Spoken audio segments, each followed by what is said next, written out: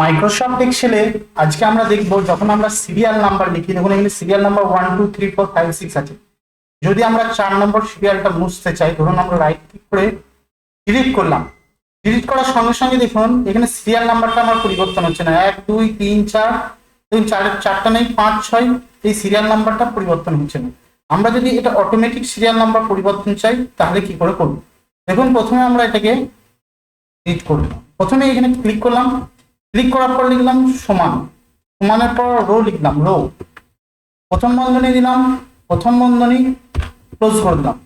Close করার পর আমরা মাইনাস চিহ্ন দেবো, মাইনাস চিহ্ন দেবো। এখানে দেখুন 2 আছে, অর্থাৎ 2 থেকে আমরা 1 নম্বর সিরিয়াল অর্থাৎ 1 লিখবো, -1 লিখবো, লিখে এন্টার দিব।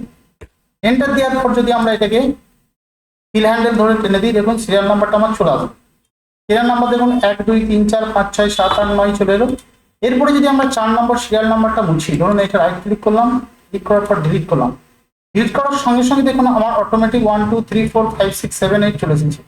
আর দেখুন এটা ছিল 4 সুমিত কর্মকার। এই সুমিত কর্মকারটাকে যদি আমি ডিলিট করে দিই, এই ডিলিট করলাম, ডিলিট করার সঙ্গে সঙ্গে সুমিত কর্মকারটা মুছে গেল এবং দেখুন 1 2 3 4 অটোমেটিক চলে এলো। আমি যদি কবিতা রয়কে মুছি 6 নম্বরটা, ধরুন এটাকে ক্লিক করলাম, ক্লিক করার পর ডিলিট করে দিলাম, দেখুন কবিতা রয় মুছে গেল এবং অটোমেটিক আমার সিরিয়াল নাম্বারটা সেজে গেল।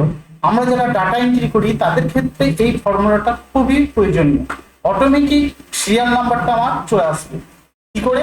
আমরা যদি 2 নম্বরটা রাইট ক্লিক করে ডিলিট করি, ডিলিট করে দেওয়ার পরে দেখুন 2 নম্বরটা ডিলিট হয়ে গেল, নামটাও ডিলিট হয়ে গেল এবং সিরিয়াল নাম্বারটা আমার পরিবর্তন হয়ে গেল। অর্থাৎ সিরিয়াল নাম্বারে কোনো গন্ডগোল হবে না। এই সিরিয়াল নাম্বারটার সূত্রটা হচ্ছে কি? সূত্রটা হচ্ছে সমান, আরেকবার দেখে নিন, সমান রো, প্রথম বন্ধনী দিলাম, প্রথম বন্ধনী ক্লোজ করে দিলাম এবং মাইনাস দিয়ে 1 লিখে দিলাম। যেহেতু 2 নম্বর ঘরে লিখছি সেই জন্য আমরা -1 লিখলাম। এবার এন্টার দিয়ে দিলাম। এন্টার দেওয়ার পর যদি আমরা ফিল হ্যান্ডেলটা টেনে দিয়ে ধরে, তাহলে সিরিয়াল নাম্বারটা অটোমেটিক চলে এলো। এরপরে যদি আমরা যে কোনো একটা সিরিয়াল নাম্বার ডিলিট করতে চাই, ধরুন আমরা 6 নম্বরে ডিলিট করছি বা 7 নম্বর ডিলিট করছি বা 2 নম্বর ডিলিট করছি, আমি যদি 1 নম্বরটা ডিলিট করে দিলাম, রাজাটাকে ডিলিট করে দিচ্ছি, দেখুন অটোমেটিক কি হচ্ছে, আমার সিরিয়াল নাম্বারটা পরিবর্তন হয়ে যাচ্ছে এবং নামটা পরিবর্তন হয়ে যাচ্ছে। যদি ভিডিওটা ভালো লাগে অবশ্যই লাইক কমেন্ট শেয়ার করবেন, চ্যানেল নতুন হলে চ্যানেল সাবস্ক্রাইব করবেন। ভিডিওটা দেখার জন্য আপনাকে অনেক অনেক ধন্যবাদ।